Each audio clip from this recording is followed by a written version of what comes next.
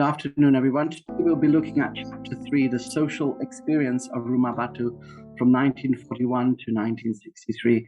So previously, we looked at Rumah Batu as an important place for the history of Kuching from 41 to 63. Now, we're not going to look at those events, but we're going to look at the social interactions as well as what life was like in that house by the interviews of those that I've interviewed during that time. So here's the introduction. From the daily grind to weddings, playtime in the physical, to interactions with ghosts, spirits, and ghouls of the metaphysical environments, Rumah Batu has it all, rich in all that. This chapter steers away from Rumah Batu as a politically significant building to one that houses social experiences of its dwellers. The chapter will focus on oral testimonies of the following subjects whose lives were shaped by this wonderful house. Datin Dayang Hajah Lela, Anjang Lelo, Dayang Hajah Lena, my Lena, Abang Ahmad Kasim, my father, Dayang Hajah Maimuna, Mak Me, my father's younger sister, and Abang Zulkifli, the son of Abang Bisuni. Okay. There are, of course, many more, okay, such as all you warisas who have had their lives enriched by Rumah Batu during this era. Yet I had to narrow my scope to those I was able to interview during my trip back home when this book, as a thesis, was being researched back in 2008. Also, one of the other rationale for narrowing the scope is, of course, the lived experience. It just so happened that during this period, these were the families that were living there. According to that historian of memory, Pierre Nora, memory and history have a tremendous gulf in which modernity has favored the latter over the former. Okay, this is from Pierre Nora, Between Memory and History, Les Lieux de Mémoire, page 8. So when I did history, I did a course called Memory, Heritage, and History. And in that course in university, we had an Italian lecturer, Maurizio Belleggi, and we learned that memory is a tool for historical analysis. Heritage, such as Rumah Batu, is a very good platform for historical research, and history is the actual study and survey of what happened in the past based on source evidence. So they all have their own strengths and weaknesses, you know. History's weakness is that not every single action of the past is recorded. So you can't always depend on history for what happened in the past. You know, I went to the toilet today, try to find the records in the library when that happened. No, it's very difficult. Usually it's of some significance that we have a historical record. Okay, whereas memory, it's based on what we remember of what happened in our experiences. And heritage, of course, is the very remains of what buildings and artifacts that were left from the past that still exist today. A good example of heritage is our beloved Rumah Batu. History, which is a modern academic invention. History, by the way, from Western standards, is only 300 years old. It's not very old. Modern history started at the time of the Enlightenment, at the turn of the 19th century. Academic invention has at many times trampled over the arenas of personal memory.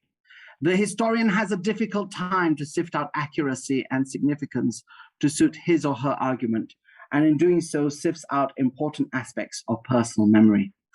It's all done with the intent of keeping the project as historical as it can be. In doing the previous chapters, I have personally struggled between personal memory and historical accuracy. However, with this chapter, my struggles have come to an end, because this chapter will finally focus on those who experienced the past, focus on personal memories of those who call Rumah Batu their home during this period of time. So focus on experience. The first and second chapters do not relate directly to my interviewees' personal experience of Rumah Batu. They may have experienced political events and understood the origins of the house in a marginal way. Unless I had a chance to interview Dato' Banda, Abang Haji Muhammad Kasim, and Dayang Saada themselves, would I be able to get first-hand information on the first chapter of Rumah Batu's origins. The same goes for interviewing my paternal grandfather, Abang Haji Zawawi, who passed away in 1972. in retrieving first-hand information on the Japanese occupation and anti-cession movements. In other words, my interviewees only saw the events of the previous chapters as some grand event happening outside the house, whereas the origins of the house were hardly known. To appreciate this point a little bit more is, let's say I interviewed someone who was born in 2001. Would they remember what happened at 9/11? What personal things happened? The memory doesn't start at that age. Possibly they remember something that happened in 2005 at least. So, and if you ask me about how did I feel when Anwar Sadat was murdered in 1981, I was only 3 days old.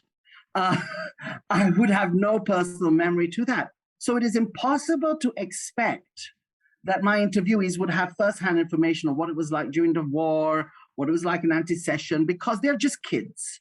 And as kids, the needs of a child is very different from the needs of an adult. And those adults that experienced it firsthand, well, they're not here anymore. They've passed on. So this is a sad truth about history when it comes to memory, is that those who have those personal experiences of important times may not always come together. Okay. So, but this chapter allays that. Okay. In other words, okay, so where were we now? Some of the interviewees even told me that I knew more about the house than they did.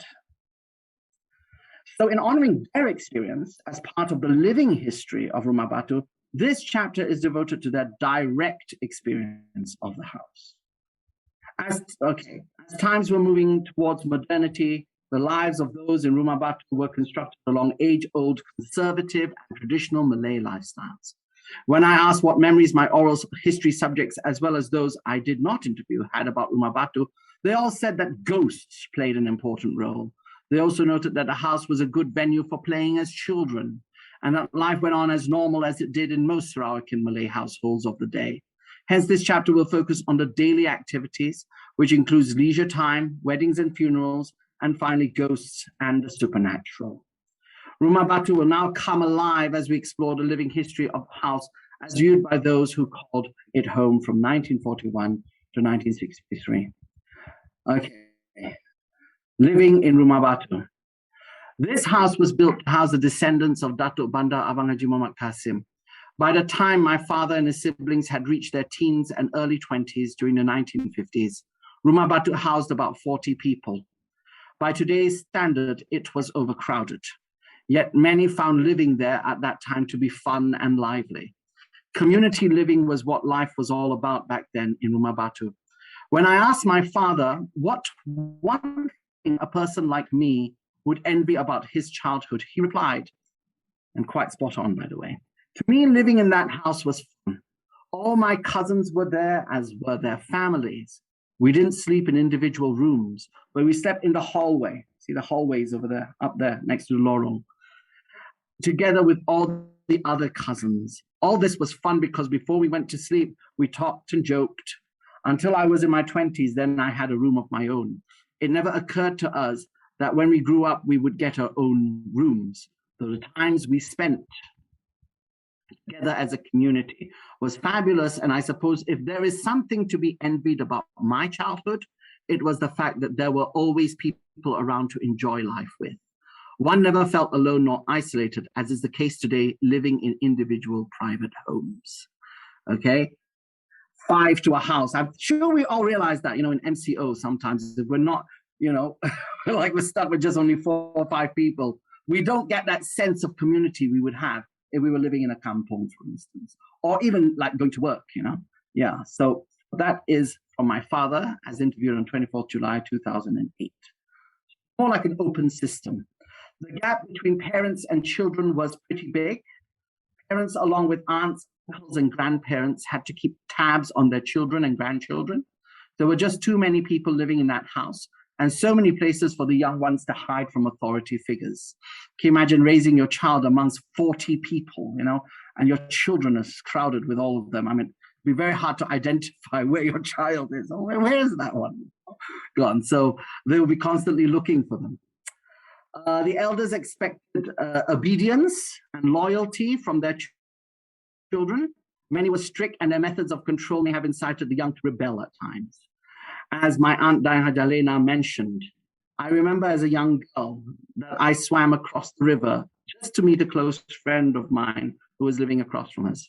My friend would do the same for me, seeing this is how we plan to meet in secret. It's not secret anymore. I'm sorry, Nalina.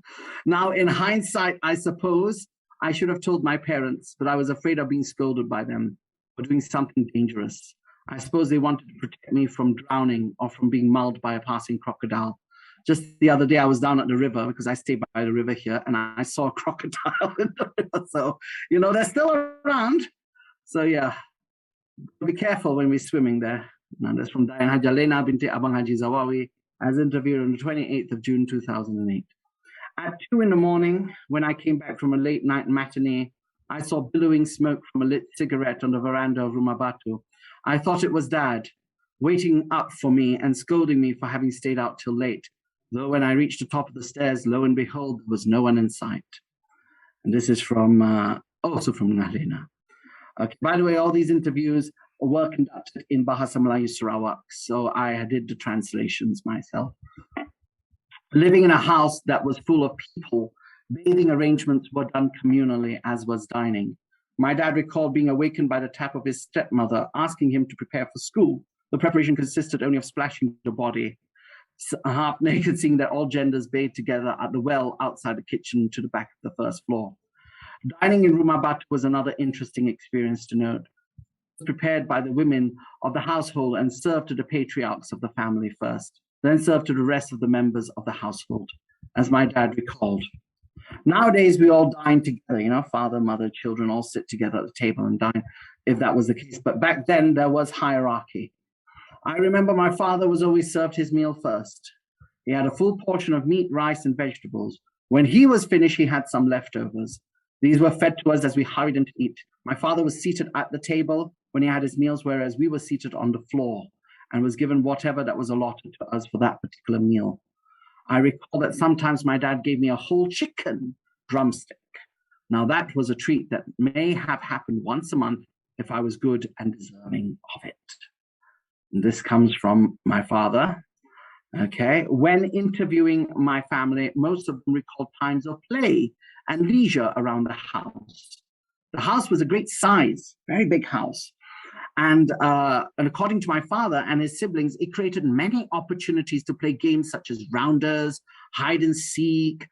But one of the most striking was Cowboys and Indians. Okay, John Wayne and all those movies were very famous back then, El Dorado and all that stuff. So to the back of the ground floor lay many uninhabited rooms, which were imagined to be the old saloons of the great Midwest. These games were influenced by cowboy movies, which gained much popularity in the 1950s. Have you ever watched, Labu and Labi, Labu and Labi, how they also played the gunfire shots, pretend to, I'm sure it's very exciting compared to playing on our phones today, So, it's good to play with each other, that sort of thing. So that's what was going on, yeah? These games, and it helps the imagination, people, to change the environment, to pretend it's this, pretend it's that. So that's good. I'm very glad that my nephews and niece are also able to do that these days when come to visit the garden. When returning from these shows, as kids usually did, a reenactment was one of the best forms of play. As my father and Abang Zulkifli, his cousin and playmate, recalled, there were no video games, computers or videos to keep the young occupied. We had to be inventive with the games we played. We used Rumah Batu's uniquely huge environment to meet these interesting games that were influenced by the movies we watched at the cinema. Playing Cowboys and Indians was suitable because it involved a lot of running and hiding. We would make our weapons out of sticks and whatever we found around us. No need to go to the store and buy toys. You can make it with what's around the garden, Yeah. It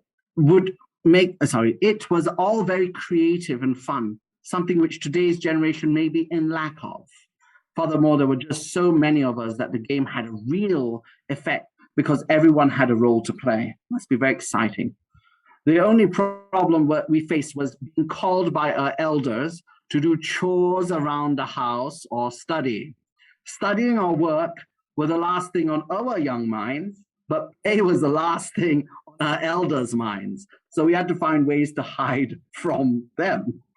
That would be very interesting. Oh, where are you? Go and clean the windows or do the dishes or something. And you're like, imagine searching every part for them. And there's so many of them, so they can easily lie with each other saying, oh, no, he's not here, but actually he is, so careful there. This is also from my father and Abang Boy, as interviewed on 28th of June, 2008. So yeah, it's really interesting to see this lifestyle. Now, the house was perfect for playing such games such as rounders and hide and seek. There were always people your own age to play with. It was such a happy place to grow up in, and I feel lucky to have had the experience of a pleasant childhood. This is from Dayang Haja Maimuna binti Abang Haji Zawawi, known affectionately as Mak May, as interviewed on the 27th of June, 2008, my auntie. I remember playing with your father by dressing him up for Sandiwara, which means dramatizations of some sort. It was all very creative, fun, and amusing. I remember making a doll from some cloth, and a friend of mine would make his from a cloth too. My doll would be betrothed to my friend's doll. Okay, nikah patong, and so forth. And that was from Dayang Hajalena binti Abang Haji Zawai Alena. Now, from these quotes, it can be ascertained that the house was truly a great place to stay as a child. The empty rooms could be imagined as salons for cowboys and Indians, and the wide open environment had a lot of material for making toys. It was as if the house was a paradise for children. Yet the real world always beckoned as the fun was halted for study and work when an adult came into sight. The next section, how are we for time, by the way? Okay. All right, okay. So the next section is customs and traditions, weddings and funerals in Rumah Batu. When my father was in his mid-teens, two of his sisters were married in Rumah Batu. These weddings were for my father's elder sister, Dayang Hajah Mariam Wagyo. Okay. I would have liked to have interviewed her, but she was, at the time of writing, 2008, 2009, suffering from a stroke and passed away in December of 2009. May her soul rest in peace. This book is devoted to her as well as to all who have passed on from this world from the Parabangan clan. Al-Fatiha. Okay. And Datin Dayang Haja Lela. Mariam, known as Gio, got married in 1956, whereas Lela, known as Lelo, got married in 1958. Lelo's wedding was the last to be held in Rumah Batu. And this is all of my interviewees agreed to this statement. So it has come from all of them, okay? Datin Dayang Haja Lela, as interviewed on 16 January 2009, Dayang Haja Lena, Abang Ahmad Kasim, Abang Zulkifli, and Dayang Haja Maimuna. Weddings were a communal festivity for the whole village in those days. Well-wishers from across the village came to the house to help prepare the feast. Prior to the event, as my father, his siblings, and cousins were helping the community prepare the feast, the bachelors and spinsters of the whole community gathered for a matchmaking ceremony which lasted the whole night. As my father recalled, the gendang ceremony or drum party was performed every night during the weekend, before or after the wedding. The women would sell a poem or jual pantun to the men who were dancing. The women were divided from the men by a thin layer of batik curtain. The women would beat the drums as the men danced with each other. This matchmaking ritual was a party that went on from 10 p.m. to the early hours of the morning, like 1 or 2 a.m. Seeing that it was done in a Malay village setting, there were not many complaints from the neighbors, as most of the village was involved in the event anyhow. However, the police were notified earlier so that the event was done legally. And this is from my father. The most important part of the wedding was the engagement ceremony. It was at the ceremony when the many drum parties were held. The women would be drumming behind the curtains while the men danced together with each other. At the same time, poems would be recited, sold, and answered as a dialogue of poetry developed between bachelors and spinsters. Sold here does not refer to a commercial contract involving money, but it is a euphemism for the giving or reciting of poems in Malay culture. Almost Shakespearean in its uptake, it's the chivalrous act of wooing the opposite sex by means of intellectual and poetical dialogue. I remember when my brother got married, there was also a jual beli pantun that was happening between those who were very good in this process. Those with a good sense of humor and debate were very much in high demand for added entertaining values to these gatherings. Haji Mohtar bin Haji Muhammad Dom, Federal Cultural Series, Malay Wedding Customs. So pages 74 and 75, the chapter is on Sarawak Malay Wedding Customs. Okay. The engagement ceremony was a highlight of the wedding process, as it was also the time when matrimonial vows were being exchanged between the bride and the bridegroom. This ceremony was conducted by a Malay Muslim judge, or Qadi. Then the next day, the feast of marriage would take place. This was the time when men and women would come to feast to celebrate the fact that the couple had been wed. The men had their feast outside Rumah Batu, while the women graced the hall where the bride and bridegroom sat as kings and queens of the day, seated on chairs that were raised up on a dais or stage. They were seated there waiting to be anointed by their elders. The anointing of the couple was a way in which the parents and elders of the bride and groom showed their blessing. The ceremony was held in the lorong, or middle room on the first floor. You can see the window right behind me here. Okay, of Rumah Batu. This was the same room that was used as a native court, as well as a maternity day clinic in the past. It was the most important room in the house, and for this occasion, it was used for the blessing of the newlywed couple. There were lots to eat, and as my father recalled, he had a good time doing some chores for his sister's wedding. Okay, so let's see what the chores he had to do. During my sister Gyok's wedding, I remember that I just got my driving license and drove relations around. As a result, I got to eat first, as the drivers needed to be fed before ferrying the guests back to their homes from my father. Along with weddings, many funerals took place in Rumah Batu. Many people lived in that house, and nearly once a month a funeral took place. And this is from, this is not from an interviewee, but from Anjang Bujang's eldest daughter, Nozan Bujang. Datin Leila's eldest daughter gave me this information in passing. Though when my father and his siblings lived in Rumah Batu, they remembered only one particular funeral event. It was the funeral of Dayang Zima, the widow of Abang Haji Fadil Waris Tiga, and also daughter-in-law of Rumah Batu's founder, Dato' Bandar Abang Haji Muhammad Qasim. She was my father's maternal grandmother, and she passed away when my father was 10 or 11 years old in 1951, as my father's sibling recalled. When Granny Yuk passed away, her bed was tidied and decorated with cloth.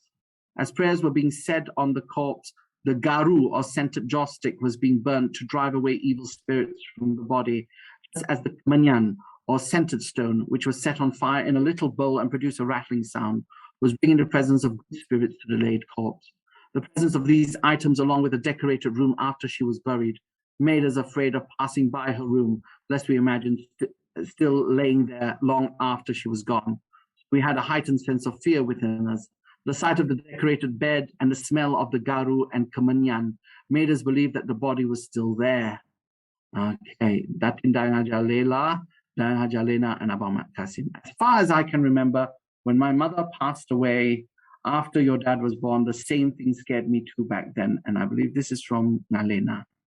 In Malay Muslim cultures, the grieving process is so sudden and fast. This is because if the person passes away during the morning, he or she must be buried before sunset, whereas if he or she died during the night, then the following midday or latest the afternoon should be the time of burial, from what I gather. And that is from Haji Mohtar bin Haji Muhammad Dom, Cultural Series, Traditions and Taboos, page 49. In addition, the cemetery was only next door to Rumah Batu, as it was the major house in the village. If all this was not frightening enough, parents and the elders usually made jokes and told stories. Okay, another way of disciplining children, I suppose, about ghosts and ghouls that haunt the house, all in an attempt to entertain and warn the young ones about being careful at night so as not to get into trouble. Though at times their stories were not unfounded. As we will see next, ghosts and the supernatural came to play an important role in the lives of those who call Rumah Batu their home in this period of time. I was thinking about just finishing this whole chapter because there's not much left of it. Thank you. Yeah. Is Rumah Batu haunted? This is a very important question. Is it haunted? Well, for Kuching people, any house that looks over 50 years in Kuching has a reputation of being a haunted house. It does not take much for people to call a house haunted in Sarawak. Even a house in a location that had a history of violence could be deemed haunted. Many people think that the house that I stay in right now, in Jalan Bakor, albeit only 30 over years old, is haunted. Nevertheless, when I asked about Rumah Batu, most people said it was steeped in the supernatural. In fact, the first thing mentioned when I told my family of the intent to interview, the purpose of gathering historical data of Rumah Batu was that it had many spirits and ghosts. According to Dayang Hajah Noraini, okay, when talking about ghosts, there's so many volunteers who want to talk, yeah? Dayang Hajah Noraini was not one of the interviews, but mentioned this in passing in one of her emails to me on Rumah Batu. The house had two genies, okay, dua jin, that protected it, a kafir, an infidel genie, and a Muslim one, with the latter protecting the right wing of the house, while the former protected the left wing.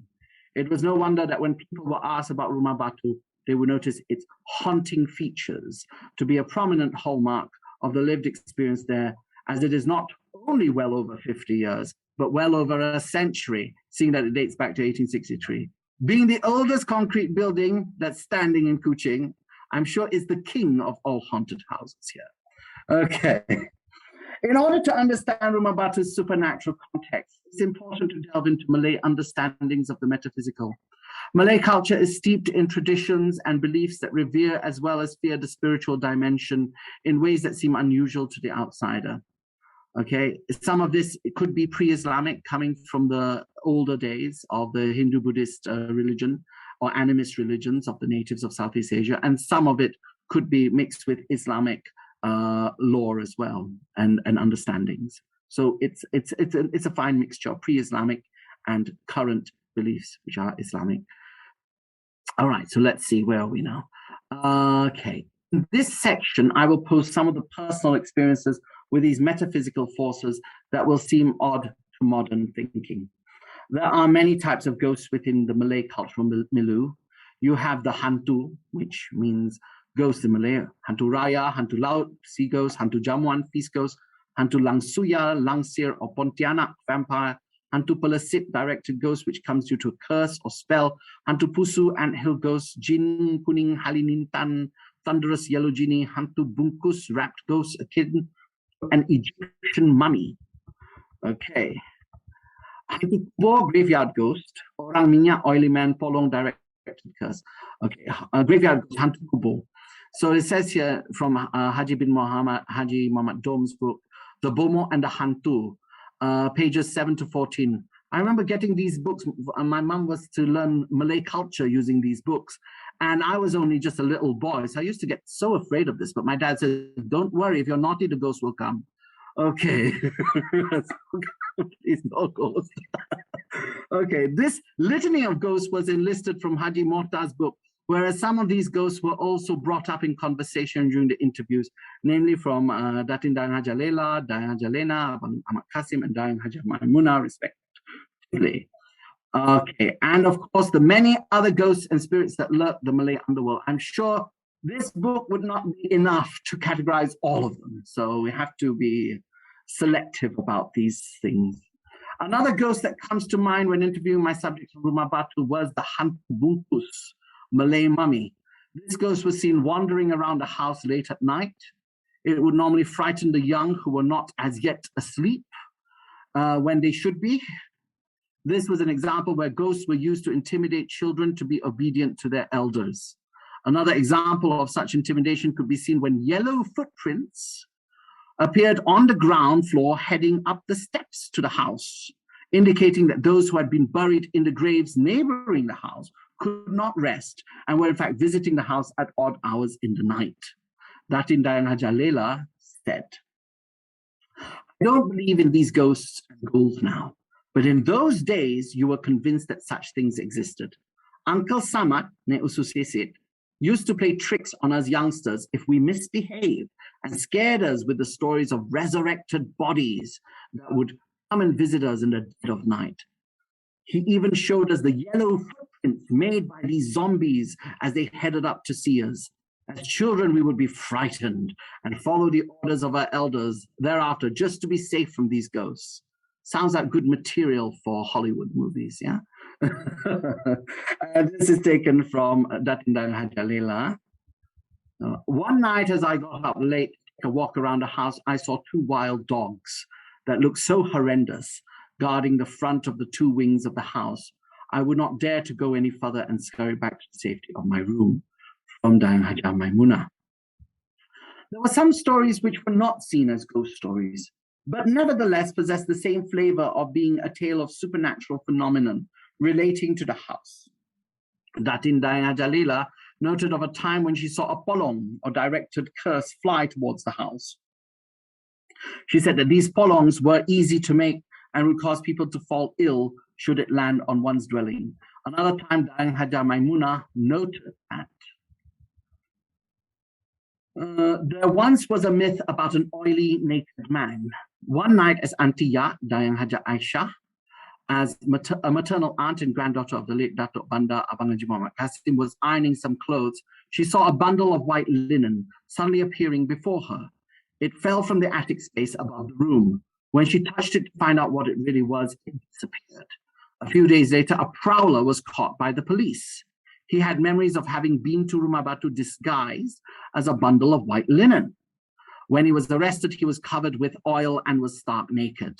Hence, through association, we believe that he was the one and the same bundle of white linen that Auntie Yat had encountered at that time. Okay, this is taken from Dayang Haja Maimuna.